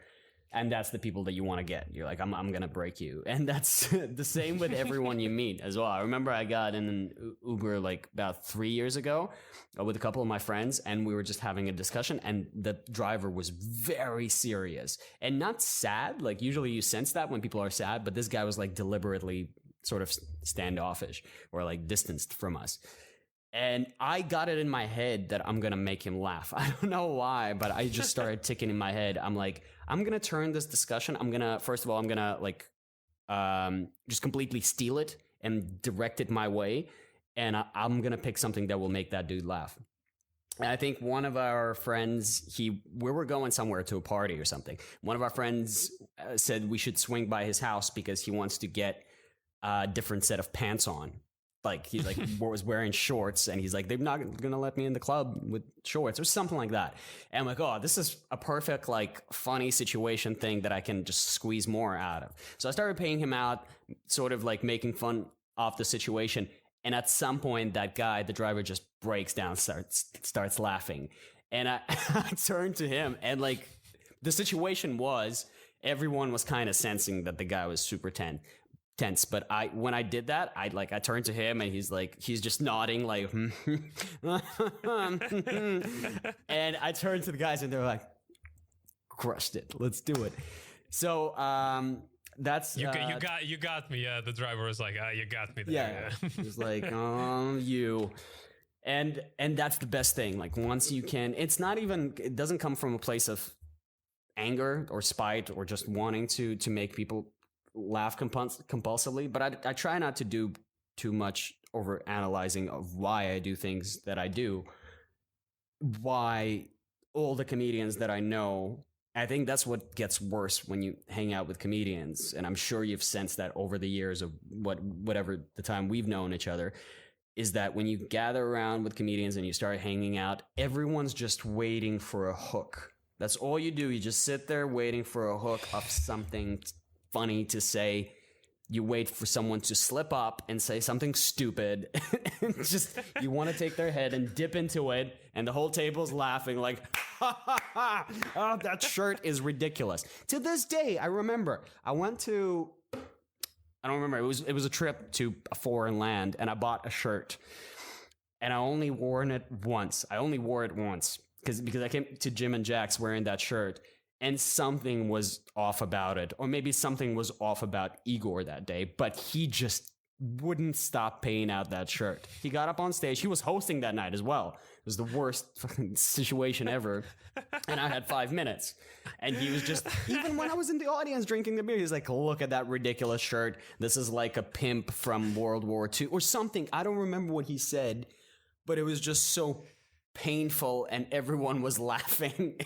And I was laughing too. But then I came home, I hung up that shirt on the hanger, and I haven't touched it for 4 years. I can't talk to him about I can't talk to Igor for an extended period of time because of that, because he is a quintessential comedian in that regard. Whatever you say, like every third word, he would take it out and he would joke about it. I'm like, I'm trying to have a serious conversation. Shut the fuck up, for fuck's sake, at least once. It's tough. Yeah. It's tough. You especially when it goes on for years and you consider it already like a friendship, like a strong friendship that's, surpasses time, surpasses distance as well. Like those friends that you meet up after not seeing for a while, and your conversation dynamic is exactly the same. It is exactly the same. Just make sure you don't wear anything silly. That's you'll never see that piece of clothing again. And choose your words carefully. Oh, absolutely. Absolutely. Don't say something ridiculous. I'm sure he'll watch this and I'll get a ton of messages about these sunnies. Like, you just, the sunglasses, the unkept hair, everything in the background will be joked about, dissected. And yeah, it's just wait. We're going to do a follow-up podcast, and I'll just show you all the messages that Igor sent me. Yeah, sure. I'm all up for it, because I remember, I usually I wasn't like that, because right now I also I try to listen to the what people say. I remember a year ago, I went to the countryside to my friend's place, and we were celebrating his birthday. Then one of my best friends was also there, and in the middle of a conversation, something slipped from his tongue, something to the exchange of sucking on sausages or something like that. I kept roasting him for 2 hours straight. Whatever, anything that he would say, I would always cut him off, and I would joke about that. He hated me by the end of that evening. And that's exactly how, but before not a comedian though, right? Just not a comedian, a regular person. He's just a friend. Yeah, so for him, that's the worst. If he was a comedian, then to him, I would be, you got me, son of a bitch, next time I'll get you. But he was not a comedian, so to him that day, I was an asshole. Just, that's it. Exactly. That's why you either hang out with comedians, or you kind of try to hold yourself back every second. If you want to hang out with normal people, that's what you do. You just oh, actually, I had nothing. I'm sorry, guys. Just thought of don't worry about it. And you just learn how to. Yeah, exactly. But that actually gave me problems when I just started dating my wife, because, back then I wouldn't filter. I didn't have a filter between my brain and my mouth. And I would just say something, just trying to turn everything into a joke, basically. And my wife had a very difficult situation back then with her family and stuff, with her self-esteem. And so the things that I would say, she even told me this. She was like, I kind of get that you're joking, but you're always hitting the most, the weakest spot. How do you do that? And I remember I started thinking about it once I got her to tears. It was a joke, and I thought it was funny, but she started crying, and I was like, fuck, I need to filter what I'm saying. It's tough.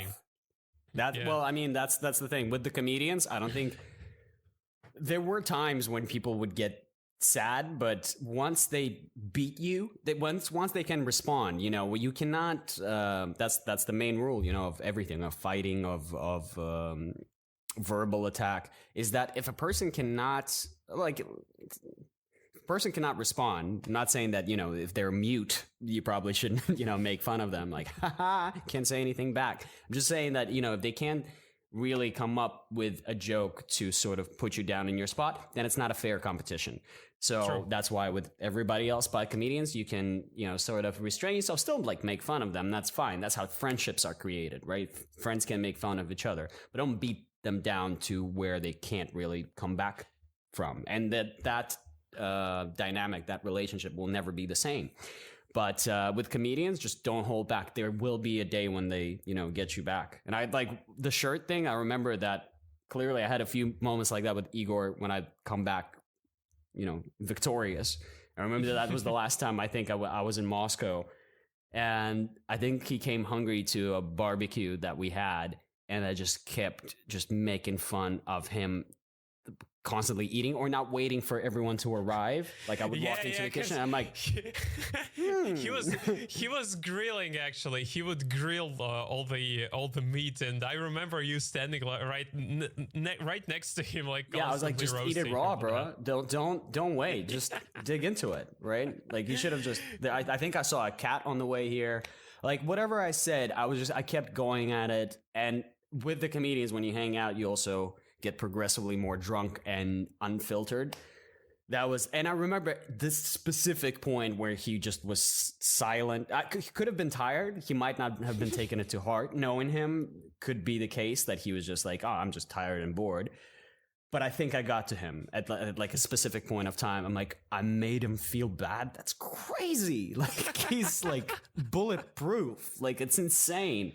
So that at that time I was like, yay. But also I was like, it's my friend. Probably not a big yay, maybe like yay. But I remember like my first impression of you, because I was there when you hosted the show, which was my first show that I've ever done, and I remember like again like about you talk about the t-shirts. I would always remember you wearing all black on stage, and the first time I saw you, I was like, is he like doing this professionally? Because there is like a psychological thing about it that when you perform on stage, you should cover everything in black apart from your head, basically like a talking head. That people will pay attention to this.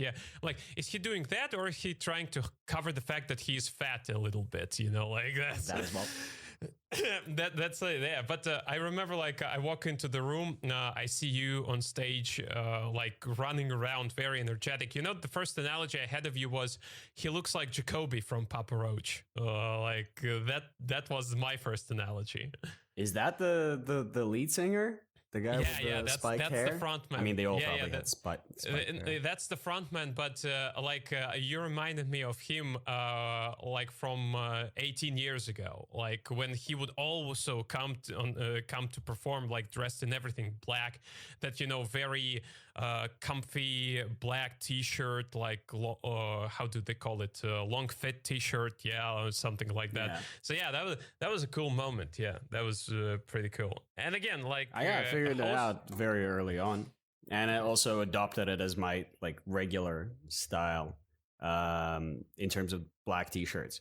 It like someone said it, Kevin Smith said it. I remember distinctly in like Evening with Kevin Smith Part 2 or something. He just goes, he's talking about being fat and whatever, paying himself out, and then he's like, or someone made a joke about him being fat in the audience, and he's like,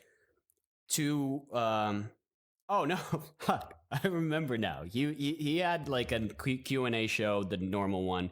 It was a video on YouTube. It wasn't even a part of his stand-up, where a guy just goes, so I have a question. So are you going to start making good movies anytime soon? Or something like that.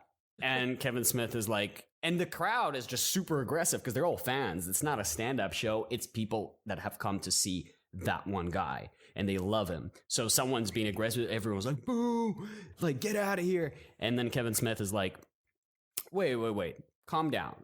He's like, I really, like, I've got a lot of things in the works. I've got multiple projects, several scripts I'm writing, and I'm going to get to it as soon as I stop fucking your mom. And it was like an easy dig. Yeah, but for 2010, I was like, this is hilarious. This is the best. And what he said is, the guy was walking away, and No, he was walking towards him, and he's like, "Hey, don't come any closer. I can see your man boobs from that distance. Don't come any closer." He's like, "I'm paying you out for being fat, but I'm also fat. 2 rules, but I don't look fat. 2 rules, motherfucker. Wear black and wear layers." And I was like, to me, it was like a good joke and everything, but also life fashion advice just wrapped into that tip. I'm like, I should try out black t-shirts. And ever since then, that's the only thing I do. Like, I don't really leave the house without them. Like, inside, I can wear whatever. Like, I go out, it's probably going to be black. I actually do the same thing right now. I have a whole bunch of t-shirts, which I bought, like just in stock from H&M or something like that, I'll just put them on whenever I go do stand-up. I know, maybe it's the age thing, I mean, like, I'm married, I have a little daughter, I don't give a fuck, how I look. For me, I'll just spit on my head, been skinny, do my though. hair. Yeah. Like, well, I used to be very fat. Like, when I finished school, I was, I think, about 110 kilos. Yeah. What? How'd you lose weight? Was that like a deliberate thing, or you just lost baby fat? No, deliberate. I did it on purpose because, and the reason, like, the crazy reason was not, like, people think that, you probably would want to lose weight because, like, girls don't pay attention to you, or something like this. For me, it was the other reason. I hated that every time I would walk out, especially in summer, 2 minutes in, I start sweating. I hated that. Yeah. Like, I hated that, and that's why I decided to lose weight. But then it turned out that it's just genetics. It's my genetics. So that I was like, fuck, I spent 6 months of my life for nothing. I could have eaten delicious food, and then I kept eating salads and stuff like that, killing myself with all those exercises, and fuck it. Give me back my 30 kilograms. But you lost it. You lost a lot of weight. It's still very, very cool and admirable. You too, actually, yeah. I think you're proud of that fact. You lost plenty of fat. Weight, sorry, yeah. Dude, as I remember, I've slimmed down. I've slimmed down over the years, and it took me ages to figure it out. It took me a few 100 kilometers to figure it out because I was just running all the time. I think starting in 2013. I was running in Russian winter. That's how insane it got at a particular point.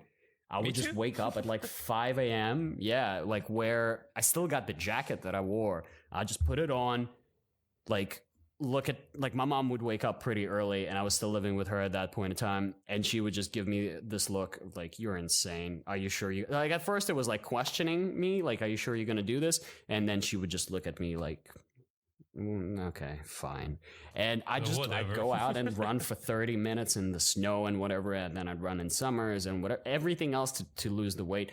But then it took me years to understand that it's all about food. It's not about the exercise. Exercise is good. Exercise is amazing to keep you fit and keep you from like choking up when you're running up the stairs or doing anything physical. Really, you can carry stuff. I don't know. Being physically fit is amazing. It also looks good. But if you don't care about the muscle, like I was always jealous of people who were extremely like flat and skinny, people who can take their clothes off, like take their t-shirt off or go to the beach and not care about it. And then again, I realized that, extremely skinny people, they were ashamed as well. Like it's just, it's in your head. You're never happy with what you've got. Like you either want to be taller or you want to be shorter. I've heard people say that as well. Like I've met girls saying that I'm too tall because most guys are shorter than me, and I don't like that. You'll never be happy. You'll figure out something that will just but that's mental thing, and this could be very dangerous as well because at some point, I think I was 20 by that time, I slimmed down to 66 kilograms. Like I looked like a fucking skeleton, and you're tall as well. Like for I'm you, 66 is 192. I'm 192 centimeters, and that looked horrible. Like I remember the moment, and it was mental, because to me, I was scared of gaining weight back. You know, like for me, I was like, all that work for nothing. No, I don't want to do that. And I realized how scary that looked when two of my best friends told me, like, dude, you look like you're gonna die right now, like with a serious face, like you look like you're gonna die right now. And I was like, fuck. But it's all in here. It's all perception. You never know when you're gonna be happy. Like as I was losing weight, I'm like, oh, I like my chin. I like having one to start with. It's good to have one chin. I'm like, yeah, that's great. And then you're happy with that for like an hour, because then you like take your t-shirt off and you're like, yeah, probably not great to have breasts and a belly. That's probably should be gone. You put on a pair of skinny jeans and you're like, that's like that. This is not my style. But no one's wearing, you know, like the baggy jeans. No one's listening to that old school hip hop. Even Jay-Z is wearing like a suit now. Like no one's wearing baggy pants. So I need to figure something out. I either need to slim down or sort of like change the way I dress, or just be happy with what I am, because it doesn't seem like people really are ostracizing me for that. The only thing that's a big effect that's very noticeable is that I'm not comfortable. And then I started going on stage and I realized I saw all those pictures from Jim and Jack, from all the other shows that we did, and I was never happy about the pictures. There's like 1,000 pictures on my Facebook that I hate looking at. But they're still there. Like, I'm like, this is me. Like, you just accept it. And you accept that different times in your life, you look different. Sometimes it's better, sometimes it's worse. But then over time, as you get older, you look at all the pictures that of you when you were younger, and all of them look good. Because you're younger. Yeah. You're like, God, look at the energy, the spark in the eyes. Yes. I start noticing that I'm 28 right now, you know, like I started noticing that. Yeah, definitely. Yeah. How? You also got a kid, man. You got a kid and a wife. Yeah. That's true. Yeah. You must be constantly tired. Pretty much, yeah, pretty much. I mean, I have the light set up here, so hopefully that people will not see huge red circles around my eyes. Yeah, that's why I'm wearing these. Yeah. Also hides all of your premature wrinkles or whatever. Oh my God! Yeah, man, my forehead is full of them, you know, like really full of them. So yeah, I'm getting those because I'm constantly smiling or laughing. Like, this is just permanent. I think I had them since I was like 15. Yeah, just me too. Slight me lines. Too. Yeah, and the crow's feet, just because it's always like a squint and a smile. But then that comes with the job. I think that we are like in 10 years we're gonna look like such people that people would look at us and they would be thinking like, are they 20 or 50? Like, there's something in between. Like when you look at Asian people, sometimes very often, I mean, you're kind of figuring it out because they look like they're somewhere between 20 and 60. Like you can't tell the age. You're just guessing it there. Agree. I'm so bad with age. I met some people and I was like, you're 100%, you're like 29 or whatever. And the person was like, nah, I'm 19 or something like that. And then you meet someone who's like who looks super, super young. And they're like, yeah, I'm actually 35. I can't guess. Yeah. What you wanted to ask you another question because I know for a fact that you used to have some sort of pre-stage rituals that you would somehow like psych yourself to do that. And there's one particular story I wanted to ask you about because Igor told me, I think several times about that, how you used to do push-ups before going on stage, and ones that actually didn't end up very good, very well, because you ran out of breath right the moment you got on stage. There was something like that. Now, what was the story there? I think he remembers all of my fuck ups, but I don't remember that particular time. I remember multiple times when I was just out of breath by the time I get to the stage, and I just have. But it really gives me that energy when I walk out on stage. It's like it's raising your adrenaline, and people love that. Like when you're highly energetic and it's not to the point of annoyance, But then again, if it fits your style, right? So I'm energetic. I like talking. I'm very talkative. Very animated, so to speak. And that just psychs me up even more. That just puts me right into that gear, no matter what happened to me before. And like sometimes before the show, you might have like a beer or something, and alcohol is actually a depressant, so that really like it mellows you out too much.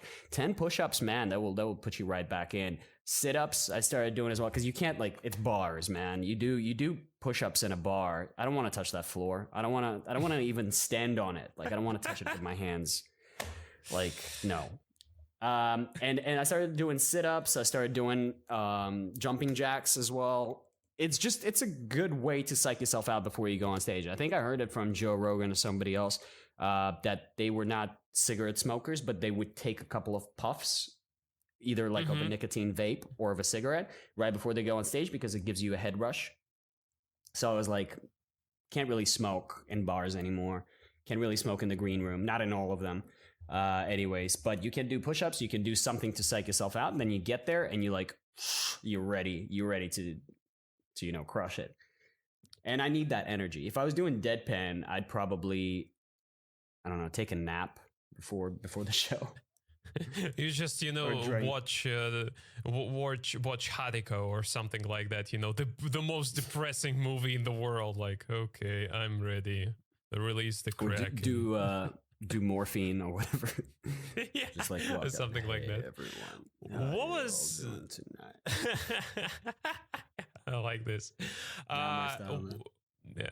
What was your craziest story on stage? Can you point maybe something stands out to you, like which even made you go like, wow, that's mental. I don't really remember crazy stories, but I got a fun one, and I'm sure Igor remembers that one. I'm surprised that he didn't tell you that one instead of the push-ups one, because the push-ups was always like a normal thing for me. I didn't care what people thought. Everyone would laugh right before I do them, but then I'd go on stage and people are like, that's why. And but one time, actually, you might have been there as well. I just definitely remember Dennis was there and Igor was there, because those people just couldn't stop laughing. And Igor was hosting, so by the time he got to the mic after I left, he was like, you didn't even have to say anything. He was like, good night. That's it. And I was on stage. I think I was a bit nervous, and it wasn't even the stage. It was that English speaking club somewhere in the center of Moscow. I think it was right before I left. I was nervous about the whole set, and I wanted to finish it up, but the crowd was so nice and pleasing, and I just wanted to say, thank you, you guys been awesome. But what came out of my stupid mouth was, thank you, you guys been awful. And it took me another 2 seconds to process what happened, and I would just say it, and I'd expect like a round of applause or whatever, and with the tone of voice, it's like a farewell thing, right? So people are clapping even if they didn't like your set. So you're like, that's what I'm expecting. I'm expecting some applause so I can just walk away. But they're all just sitting there, and I'm thinking, what did I just say? I just told them they're shit. I just told them they're awful. And then I turned to Igor and Dennis, and they both are like, and he walks up to the mic all shaking, and he just can't stop laughing. He grabs the mic, laughs into the mic, doesn't say anything. The crowd's laughing. I'm embarrassed. I start laughing because I'm like, this is the craziest thing that never happened to me. I misspoke. But what other stuff? I mean, there were some pretty bad shows in terms of turnout. I think we had a show in like a cyber stadium somewhere in Moscow in 2015. Someone had a brilliant investment idea of opening, you know how they have like Dota championships or like Counter-Strike championships. Yeah. They got like a massive hole. Someone opened that up in 2015 in Russia, or 2014 even. And there were like 5 people there playing Dota, and they wouldn't have any championships, right? It's a weird, probably another money laundering place. But someone had a genius idea that we absolutely have to perform there.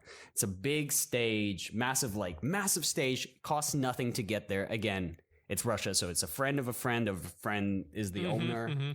And he's happy to have us. Just let's bring the audience. But it was 2015, so there's like someone's 5 nephew people. Probably. Yeah, someone's nephew, like the son of the owner or the owner themselves. I don't know. Someone. And we rocked up there, and there was literally, first of all, there was like 4 people in the audience, or like maybe 9. But the place was so massive that it really stood out. So everyone there was only one row. People just occupied one row, and the rest of it was empty. And that was it was also all the people that heard the jokes before that. I think we were going at it together for about 2 months at that point. So no one really had decent material to stretch out. I mean, at that point. So like Nick has been going at it back in Finland for years at that point. And still, we knew his jokes. We knew all of his material. So that was just embarrassing. You get out there, you see 4 people that you know there, but you're in a massive hall that makes you feel like a superstar. You've got like an expensive microphone in your hand. Oh, I remember a crazy thing that happened. Well, not a crazy. I mean, it's probably relatively normal, but after performing for a few years in Moscow, that's probably not very conventional. We went on tour with Igor. I went to Edinburgh first. No, first I went to Finland to see Louis C.K. That was the last time I saw Louis C.K. Or the only time I saw Louis C.K. And then I think that will be the last time I'll see Louis C.K. And I went there with Blake. Remember Blake? Oh, sure. Who doesn't? Yeah. And Blake and I went to Finland. We saw a Louis C.K. show, got absolutely wasted. In the morning, I got on a plane. I flew to Edinburgh for 2 weeks. Did the Fringe there for 2 weeks with the guys from Stand Up Club Number 1. And Ivan was there. And then after that, I flew down to Croatia and did a show with Igor. That was my most productive like stand-up month of my life. Up to that point, I was like, that's it. I could live this. But then I realized like I ran out of all my clothes. Like I was just disgusting, dirty, and filthy. And I was like, no, that's not for me. But when we came there, we did a show together, I think. And then I had a festival.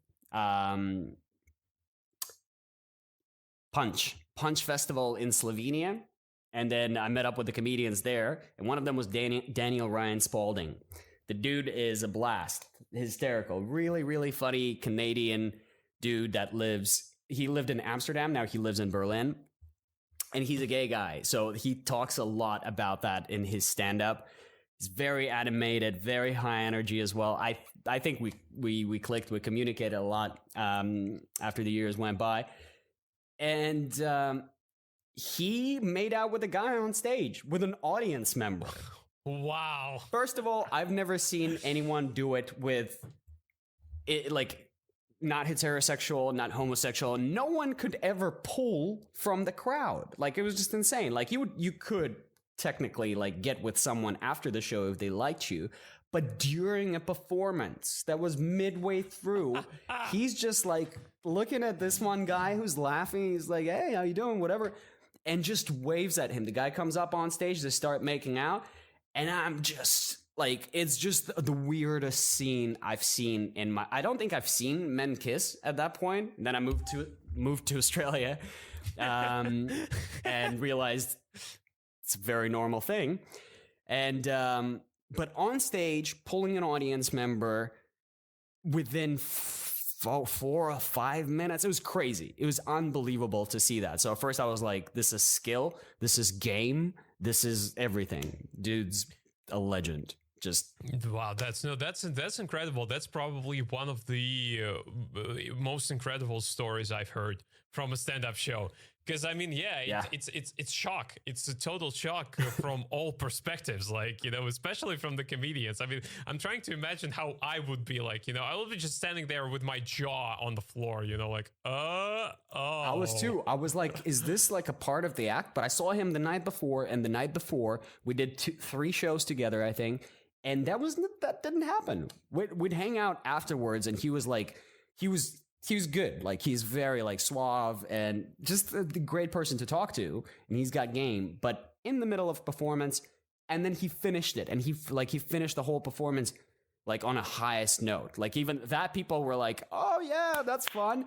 And then he had a couple of really, really, really like spot on jokes, and just peace. Wow, that guy, nice. That guy killed. Yeah, Daniel Ryan Spalding, man, is is the GOAT.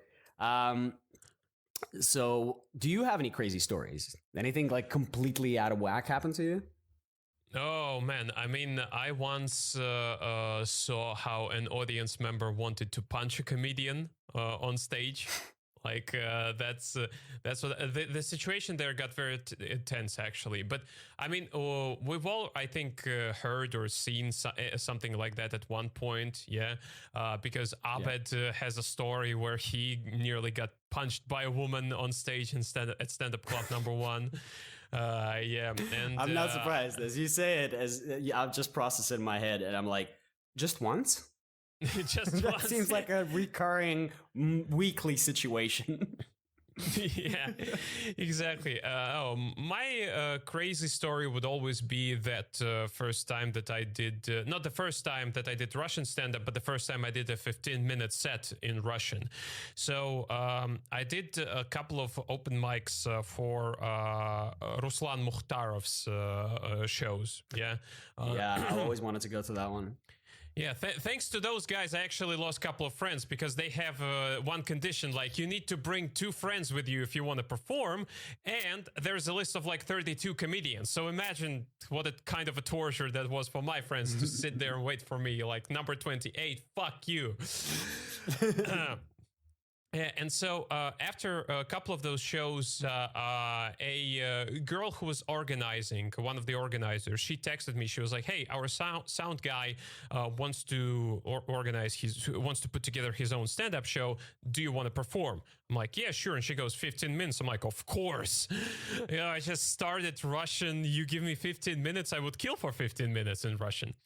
And that was a place called Harats, but not in the on Kurskaya or nowhere near the center. That was on Domodedovyskaya. So that was like a far end of Moscow. And so I get there, and there are a couple of things I didn't know. First of all, yeah. So what I knew is that we would be like an intermission act. So there would be some event, and there would be an hour intermission, and we would fill that hour, me and 3 other comedians.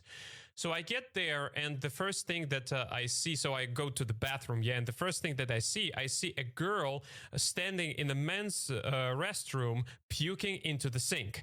I was like, okay, that's a great start. So what it turned... Yeah, this sure seems to be a promising evening.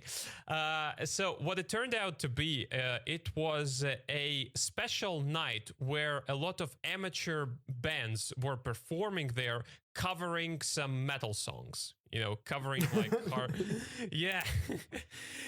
And there was one little problem there because so we come to this guy who put this all together, and he was like, yeah, in an hour you will have like 15 minutes on stage, blah, blah, blah. What we didn't know is that up until the beginning of that show, no one even had a clue that there would be stand-up in the intermission. So, like, you have an entire venue filled with, let's say, 100 people, yeah, who are wearing leather vests, leather pants. Someone is having sex in the corner, you know, like stuff like that. A couple of guys are playing table soccer, yeah, like screaming and shouting. And then in the middle of this, oh, by the way, in 30 minutes, we're going to have a break. And during that break, there will be stand-up.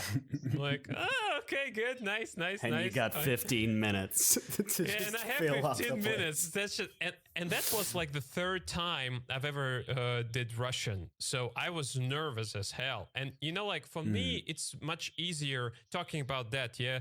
On a side note, that for me, it's much easier to do English comedy because right now I write my jokes in English. You know, I don't even think about comedy in Russian. So whenever I do Russian, you could hear that I'm translating my jokes into Russian, like in the middle of the set. And that's always been the problem for me. But back then I prepared. I'm like, yeah, I'm ready to go. And so we didn't even have the stage. So there was like a spot, like a space that they gave us like for a stage. I go there, and what ended up happening is that out of that of those 100 people, only about 30 of them actually cared. So they form this Yeah, not bad for that time, of course. So they form this kind of a 3-layer half circle, right in front of us. And as we're performing, right to the left of us, there is the entrance. Yeah, and at that entrance, there is a table soccer, table football, whatever you call this thing. Yeah. And the guys who, yeah, exactly, yeah. And the guys who are playing there, they're actually screaming so loud, they're out shouting us performing. So, and the sound guy is probably drunk or something like that. I don't know, because nobody increased the volume of the microphone.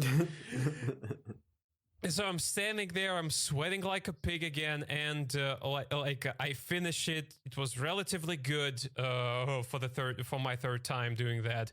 So I'm like, I need a beer. I finished that. I need a beer. So I go to the bar, and there is a girl standing right near the bar. I come over. She looks at me and she goes, "Hey, was that just you performing?" I'm like, yeah, it was.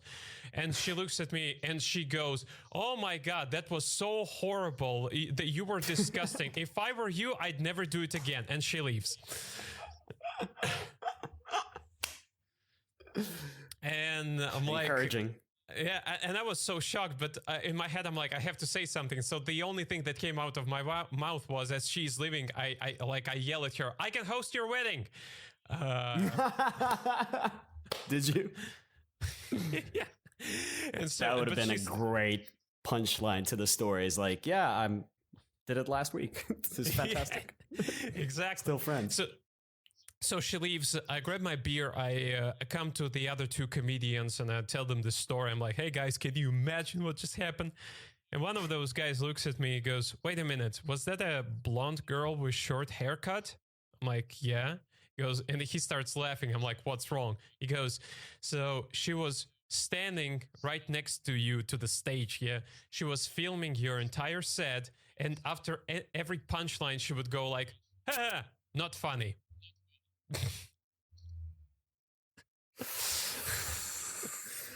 That's heavy. Yeah, that is heavy. Yeah, that was like probably the most depressing and for me the most impactful on me, because that was the first time that I had something like this. I mean, I had a host heckle me in the middle of my set. That was probably more savage if you think about it. Yeah. Still can't let go. You still can't forgive Kirill. That fucking pirate. Anyway, yeah. Get him on the podcast. That's gonna be fun. I want to. You know what? Come to think about it, I think I can say it right now. I have a very crazy idea for this year. Yeah, because I'm saving money right now to buy a good camera, and what I want to do, I want to make a short documentary movie about English stand-up in Moscow. I really want to do this like out of nowhere. I just want, the same reason why I started doing the podcast. I feel like doing that. Yeah. And I need to get all those people in, like I need to get Seattle. I need to get Ivan as well, because every single person who I talk to, they're all saying the same thing, that Ivan was the person who basically started all of this. He put everything together, and thanks to him, this path was laid, so to speak. That's the crazy thing. When I met a person who was performing in front of empty chairs, that's when I was like, okay, that's dedication. You can do whatever you want in places that are already established and have a scene, but doing something like that is already, like, it's tough doing stand-up in a language that no one wants to speak in your city, or people who do, they don't really want to hear jokes. They want to learn it, right? They want to have a conversation thing, like a conversation club, or like they go to take lessons and stuff like that. They try to meet with expats and hang out to practice. They don't want to figure out jokes. He did it. He did it. Yeah, number one, the OG, man, the original. And he has a very interesting story as well, because he started it in English. He started doing stand-up in English. Then he transitioned to Russian, and he's pretty successful. I mean, he was on TNT. Yeah, he's doing all sorts of shows right now, and like he's probably one of the best Russian comedians that I've ever seen on stage. He's definitely, well, I love watching him, and I love to stand up. I like anything that's sort of out of the ordinary. That's why I like Kirill as well. It's just anything that's not the same. Like, I don't know. Not gonna bag Russian stand up at all. It's great. It's successful. It took off. There's a lot of new faces, but the more different they are, the more I'd like to see them. And that's just one of the guys that I want to see in English. And that's one of the guys that I want to see in Russian. Because his stuff it's ace. The way he constructs jokes. Yeah, top notch. It's watched a lot of stand up, clearly well, he's got probably more years of experience in both languages than any of us. I don't think anyone else performs in two languages or has been for that long. So there's obviously, you know, people who do that have their main thing and then they just, you know, like Malloy. I know only one other guy. Yeah, I know only one other guy who can match him in this experience. That's probably Chibatkov, Zhenya Chibatkov. He probably but he started much later. We met in like 2017, I think. Right before I left, I think. A year before I left. Unless he did it back in the US or where he used to live Canada. I think he lived in Canada. Yeah. Canada, right. Yeah, so probably. I mean, yeah, but still, I think Russian is his primary one.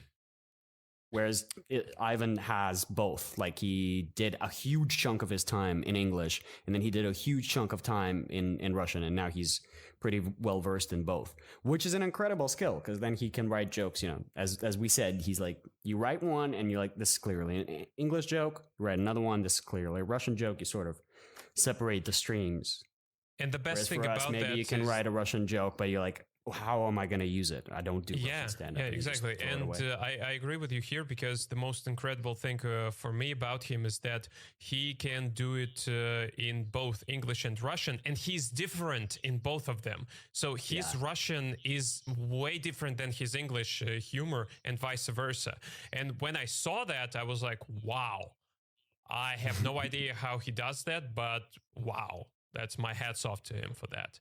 For doing that. Yeah, do the documentary, man. I'm very excited about that idea, and if you want to chat about it, I definitely can remember a couple more facts about English stand-up and people to talk to for sure. Maybe even people who sort of drifted away. Probably want to talk to the audience as well, who's been through the years with us. Oh, that's definitely, yeah. That is definitely, yeah. So, one more thing I wanted to ask you, man. Thank you once again for doing that. I mean, 2 hours, and it's like nothing almost for me. Like, it's been such a nice conversation. It's already nighttime outside in Australia. I can see it's getting darker. Yeah, Howard Stern puts off his glasses, ladies and gentlemen. Yeah. Iron Man. Yeah. So one more thing I wanted to ask you. One of the things that I forgot to mention is that you actually did Fringe. And for a lot of comedians who start, one of the major goals for them is to go and do Fringe. And a lot of obviously a lot of stories, a lot of expectations. Sometimes it even elevates comedians' careers after they do Fringe. Yeah. What was it like for you? Well, very rarely, but still. So what was it like for you doing Fringe, and did your expectations match the reality when you did that? Well, to me, it was just fun, but that's the way I treat stand-up. It's always just been a fun thing to me. I don't think I ever considered, every time I got money for it, I felt a bit bad. I mean, that's not to say that once I come back to it, to anyone who wants to book me, I love money. Don't forget that. I do. But every time I got any considerable sum of money for actually doing it, I felt weird because I really, really enjoy it. Right? Like it's like if you like massages and you go get a massage and someone starts paying you for that, it's kind of strange. So I like making jokes. I like making people laugh. So that was the weird bit for me. But Fringe was different. Fringe is never, well, Fringe is never a way to make money. Fringe is always about something else. It's either to just make it a tick mark, like I did it, and that's it, and you want to know how it feels like. It's like skydiving, right? You just want to know what it feels like just so you can like have that experience in your life. You never think like, oh, Fringe is a great place to build an audience. Fringe is never a great place to do anything else promotional wise. Like there's a lot of people from all over the world that go there and they just hang out, and stand up is not always a priority for them. Like, it's pretty much a comedian's club. It's a comedian's fest. You go there and you introduce yourself and you get to hang out with a bunch of comics and you get to meet a lot of your favorites and you get to find out a lot of new faces. So to me, it was a good practice. First of all, you perform every day, and then you run around the city trying to find open mics, which unfortunately I did very little of. Like, I wanted to hang out. I wanted to see some shows, because it was my first Fringe. But if I was living in Russia, I'd probably take some time off and go there every year to at least watch and maybe do some open mics. So that's what it's good for, is just active practice and networking and meeting and seeing what people do there, because that what happens every time you go abroad to do stand up. You see a different way that people do it. Like, for example, when I went to France, in Paris, there's this guy Sebastian Marx. He's still doing it, pretty successful. But he was hosting an open mic there in 2013 when I went there. And what they did, because Paris is such a tourist-filled place, they didn't even consider the French population. They don't really speak English. They don't care about English. What they did would just go out and find like most tourist places and give people flyers. So that's the only crowd that they were kind of aiming towards. You go around the world, you see what it's like. You go to Fringe, and then you see probably the freshest stuff. If you like European and English comedy, that's the place to go. If you like, people from the States don't really usually get there. You probably go to Just for Laughs or something like that if you want to see the North American comedy. But if you're into like European, maybe even Asian and specifically English comedy, Fringe. Both if you're a fan and if you're a comedian. I think everyone had a great time. I was there, as I said, with some of our guys, some of the guys from Stand Up Club #1 at that point, and they were pretty exhausted. I remember by the time I got there, it was just raining, and I walk out to the street that the bar we had the show at, and I just see Malloy in the middle of the street, just covered in rain, jumping at people from like out of the corner with a flyer, just going, Russian stand up. And that's what you do for about 2-3 hours a day. That's your day. You wake up, you try to like put yourself together. Whether you had a great night or a bad night, they mostly end up in drinking and going to other shows. If you're not like a big name comedian or have a ton of cash or somehow manage to promote your show to get a lot of people in, you're probably going to be performing at 2 p.m. in like a restaurant or something, or like in a pub that no one's drinking at 2 p.m. Not the prime time spot, yeah. Not the prime time spot. So, but still, it's great practice. So after you're done with it, it's 3 p.m. The whole day's ahead. The whole evening's ahead. So what you do is just go hang out with comedians, go have dinner with them, go like have drinks with them, go just see all kinds of shows. And but at that point of time, I was like, maybe I shouldn't perform. Maybe I should stick to just walking around seeing shows, because I saw the guys were exhausted. They were already there for 2 weeks. I forgot that. So, flyering and selling yourself for 2 hours, 3 hours every day can be a bit hard, especially for a person. Yeah, for a person who's trying to do jokes on stage. You don't really have much time with people. You can't really, and you got to sell yourself. Not a lot of people have that mentality. You're not really, that's what I'm saying. You're not really in the business of comedy. You're in the art of comedy. That's not on your mind, but there it has to be on your mind, or you're going to have an empty stage. It's not anybody else's responsibility to fill up that hole. And the less people come in, the less donations you get, the more you'll end up paying for this trip. And you will always end up paying more for this trip than you earn, even if you're Ari Shafir or, anybody else that actually managed to come out to Fringe out of the big name comedians. Still, it was very fun on the next day. It was great. And that's the comparison I did the Fringe here as well in Melbourne 2 years ago, 2 years ago. Oh, cool. And How was that? it was great. And by the time that I actually got to do Fringe, I already knew some people from the circuit. So I met up with some of them. There's a big Parliament building here and a massive square in front of it. And that's where you. Oh, sorry. I need to. Can you hear me? Yeah, I can hear you. Yeah. Sorry, there was a call coming in. And basically, you go to that square and you flyer as well. But I came to that square in Melbourne for the Melbourne Fringe, and I didn't see anybody I knew from the scene. They were just random people hanging out flyers. I'm like, what's happening? And then I saw someone come in that I knew, and I came up and I was like, Andrew, what's up? How's the flyering going? And he's like, oh, I don't flyer. I can't. It's just embarrassing to try to sell yourself. So comedians here save up money to pay other people to flyer for them. Wow. It was just, it was unbelievable for me. Not everybody, most of them. And then I saw another dude that I knew from open mics, and I came up to him and he wasn't flyering. He was just standing there with his bag, just breathing. And I'm like, dude, what's up? He's like, just trying to muster the courage to speak to people. I'm like, you do it on stage. What is happening? And I realized probably people in the Edinburgh Fringe were doing the same. They could have been doing the same. I don't think Ari Shafir was flyering for himself, but the Russian comedians were. And hats off to them for that. Malloy, Medvedev, Vova Bukharov, Ivan, and someone else was there. Nick was there, I think. Just every day, 3 hours. Hey, this is me. This is my face on the flyer. Come see me. I'm going to be performing. And that's such an experience. So that's why I'm saying everybody's got to go to Fringe at least once and do the whole thing. Because it just puts it in a different perspective. Trying to sell your stuff, better be good. Yeah. I think it also, I think it also kind of shows you if you really want to do it or not. Alexa, like turn on the lights in the lounge. Yeah. Back. Can you hear me? Yeah, I can hear you. I just turned off the mic because I was turning the lights on. Okay.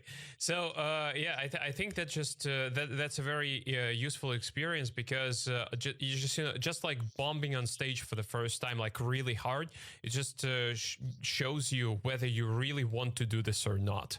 Just like how much you really want it, Do you want people to come and see you? Do you want to continue doing stand-up and stuff like that? Such situations usually give you the answer to this question. Like all the time. 100%. When it's just like sharing a post on Facebook or telling your friends that, oh, I've got a show on Friday, come see me if you want, or getting two friends to come to the open mic with you. That's one thing.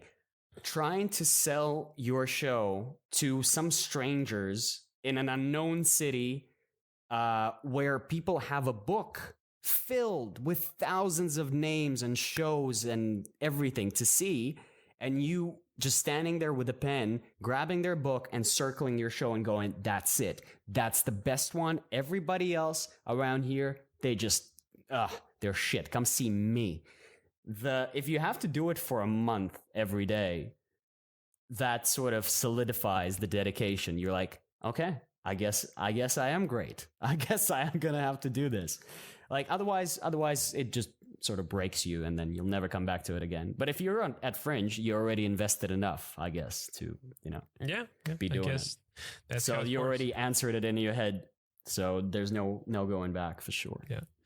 Oh man. Look, thanks a lot once again for agreeing to mark? do this. Yes. Yeah, we already hit it. Yeah, it's like 2 hours and 8 minutes, 10 minutes. Yeah, something like this. So yeah, it's like more than 2 hours already. So amazing. Yeah, I can definitely see that you barely can see me now. Like we went straight into the Melbourne's night. Yeah. But anyway, thank you for doing that. Unfortunately, we couldn't avoid some technical difficulties. Hopefully, the next time it will be better because I really want to do this again. There are so many other topics I want to discuss with you. Yeah. So once again, thank you for agreeing to do this. And one final question to all the people who are listening to this and probably maybe want to try and do stand-up. Yeah. Any piece of advice you want to give them? Oh, that's so tough. I have no authority to speak on that. But just like with everything, except for probably heroin, Try it. Try it. If there's something in you that's like, that's my thing, then that's your thing. If it doesn't click for you, try it one more time. Maybe it's going to get better. And maybe, after a few times when you're like, I think you got to be obsessed with it. If you like how it looks, if you like how people doing it on stage look, and you have doubts of whether or not you can do it, but you really want to, then you can do it. 100%. Anybody can do it. That's the thing with everything. Anybody can do it. That's the common thing with heroin. Truer words could not have been spoken. All right, so thanks, man, a lot for doing this once again, and to every single person who listened to this or watched it on YouTube. Thanks, guys, a lot too. We'll be back next week with another episode of the Before the Punchline Comedy Podcast. Till then, take care. I'll see you next week, guys.